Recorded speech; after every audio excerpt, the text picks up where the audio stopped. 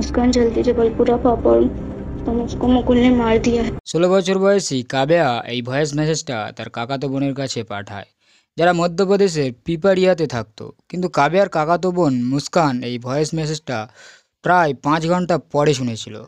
সাধারণত যেই এই মেসেজটা শুনবে সেই অবাক হয়ে যাবে এবং ভয় পেয়ে যাবে। মুস্কানও এই নোটটা শুনে ভয় পেয়ে গেছিল। মুস্কান দৌড়ে তার বাবার কাছে গিয়ে খবরটা শোনায়। তার বাবাও এই খবরটা শুনে প্রায় চমকেই উঠেছিল। নিজের ভাই ও ভাইপোর মৃত্যুর খবর শুনে তার পায়ের তলার মাটি সরে গেছিল। চেয়েও তাড়াতাড়ি তার ভাইয়ের বাড়িতে যেতে পারতো না, কারণ পিপারিয়া থেকে জবলপুর প্রায় 210 কিলোমিটার। 3 থেকে 4 ঘন্টার আগে সে সেখানে পৌঁছতেই পারতো না। তাই মুস্কানের বাবা জবলপুর তার ভাইয়ের বাড়ির কাছাকাছি থাকা পরিচিতদের ফোন করে এই খবরটা শোনায়।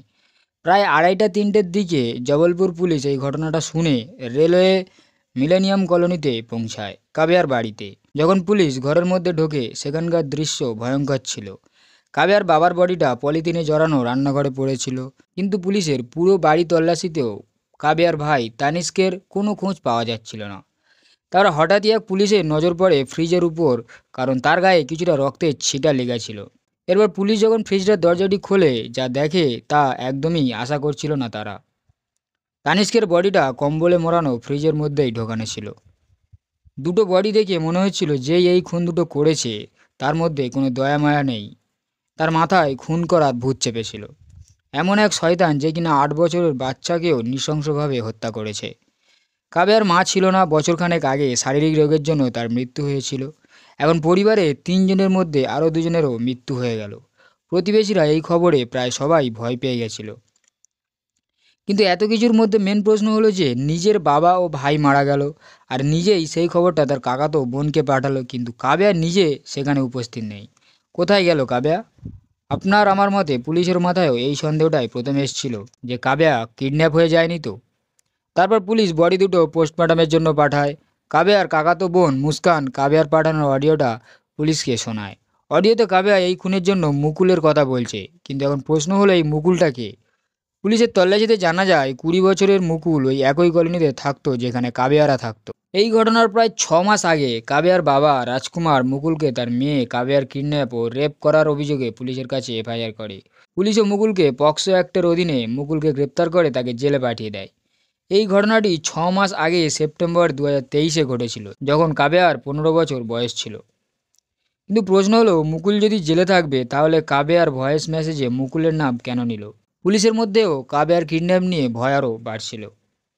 এরপর পুলিশ কলোনির ভিতরে বাইরে সমস্ত সিসিটিভি ক্যামেরা চেকিং করতে শুরু করে দেয়।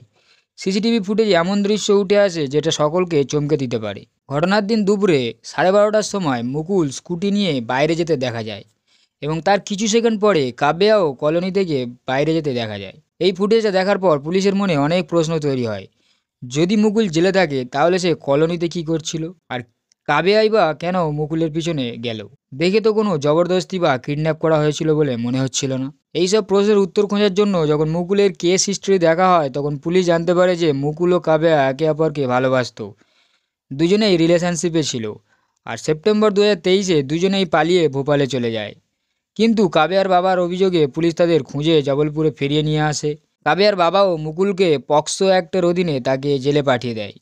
কিন্তু বিচারের সময় কাবেয়া তার বাবার বিপক্ষে গিয়ে কোর্টে সাক্ষী দেয় যে মুকুল তাকে কিডন্যাপ করেনি, বরং সে নিজেই তার সাথে পালিয়ে গেছিল। মুকুল তার সাথে কোনো খারাপ ব্যবহারও করেনি।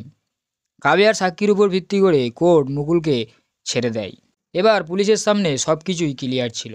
এরপর তদন্ত যখন শুরু হয় তখন মুকুল ও কাবেয়াকে জবলপুর রেল স্টেশনে একসাথে দেখা যায়। তারা স্টেশনের 1 নম্বর প্ল্যাটফর্মে তো ঢুকেছিল, কিন্তু মিনিট 20 পরে তাদের 3 নম্বর প্ল্যাটফর্ম থেকে বেরোতে দেখা যায়। মূল কথা, তারা দুজনে পুলিশের চোখে ধুলো দেওয়ার জন্য এই নাটকটা করেছিল। এরপর পুলিশ বুঝেছিল যে দুজনের বয়স কম হলে কী হবে, কিন্তু বুদ্ধি একদম সিরিয়াল কিলারদের মতো। এরপরে দুজনকেই বাস স্ট্যান্ডের সিসিটিভিতেও দেখা যায়। তদন্তে জানা যায় যে তারা কাটলি যাওয়ার বাসে উঠেছিল।